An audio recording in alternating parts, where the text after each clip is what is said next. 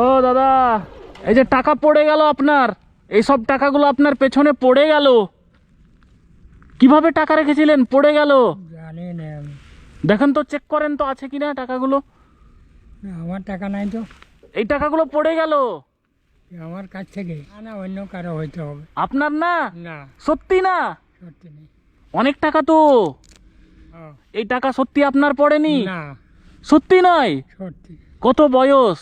আমার বয়স এই 79-80 ভিতরেই হবে। 79-80 বছর। কোথায় যাচ্ছেন এইদিকে? আমি ঘর যাবো তো।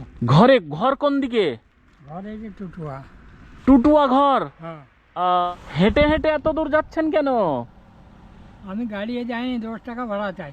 10 টাকা ভাড়া চাই? এখন কাজ করতে পারেন না? আমি আপনাকে দেখলাম এই জঙ্গলের রাস্তার মধ্যে দিয়ে আপনি হেঁটে হেঁটে আসছেন, বুঝলেন? হ্যাঁ। তো মনে হলো যে কিছু হেল্প করা উচিত, বুঝলেন? ওই জন্যই আমি জাস্ট এটা চেক করছিলাম আপনাকে যে টাকাটা আপনার কিনা। এই টাকাটা আমারই, বুঝলেন? জাস্ট আমি চেক করছিলাম। আমার টাকা আপনার কাছে 10টা টাকা নেই বলেই কষ্ট করে আপনাকে যেতে হচ্ছে। সত্যি আমি কি আর বলবো। আরে মানে ছোট থেকে অনেক কষ্ট করেছেন। 11 বছর বয়সে মা মারা গেছে। আহা, মানে ছোট থেকে কষ্ট, এখনো কষ্ট ছাড়ছে না পেছন। আহা রে, আপনি এতটা দূর হেঁটে আসেন, আবার হেঁটে যান। আহা, হাঁটতে হাঁটতে দেখলাম এখানে আপনি বসে গেছিলেন, কষ্ট হচ্ছিল আর কি। অসুবিধা মনে হলে বসি, বুকের অসুবিধা আছে। আহা, মানে বুকে ব্যথা করে, ব্যথা করে না, তারপরেও হেঁটে যান শ্বাসকষ্ট আছে শুধু টাকাটা বাঁচানোর জন্য। আহারে, আপনাকে আমি একটা কথা বলবো, যে এখান থেকে আপনি কিছু হেল্প নিয়ে নেন নিজের ইচ্ছা মতো। কত টাকা নেবেন নেন? আমি নিব না। নেন নেন নেন, আমি খুশি হয়ে দিচ্ছি। এখান থেকে আপনি নেন, কতটা নেবেন নেন। আমি আপনার টাকা নিব। নেন নেন, নিজের ইচ্ছাই নেবেন না? না, মানে আমি যা দেব তাই নেবেন? আমি তো কাটিয়ে রোজগার করতে পারছি, এখন 10 টাকা রোজগার করলে আমার আহা, মানে আপনি এখনো রোজগার করতে পারছেন, মানে 30 টাকা ইনকাম করতে পারছেন, ওই জন্যই খুশি? হ্যাঁ, যা আছে তাই। তো এখান থেকে নেন আপনি আপনার ইচ্ছা মতো। না, নেবেন না?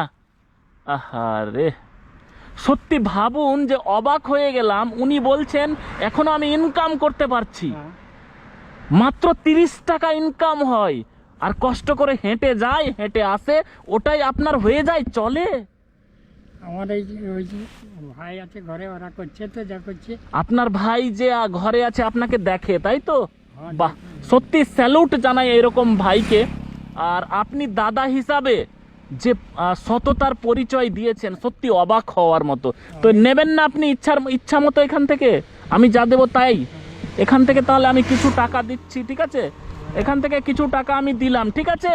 এটা রাখুন, নেন, ঠিক আছে?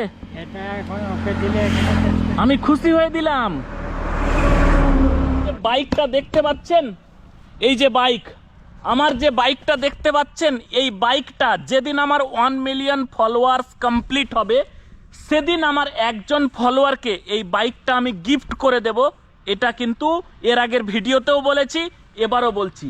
তাই যারা এখনো ফলো করে রাখেননি, ফলো করে নিন। কারণ ব্যাপার হচ্ছে, আপনারা দেখতে পাচ্ছেন এই দাদুর বয়স প্রায় 80 বছর।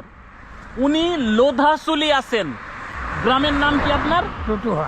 টুটুহা থেকে লোধাশুলি প্রতিদিন হেঁটে আসেন। একটা দোকানে উনি কাজ করতেন, সেখানে উনি আসেন। এখনও ওনাকে ওই সেই দোকানদার 30 টাকা করে দেই।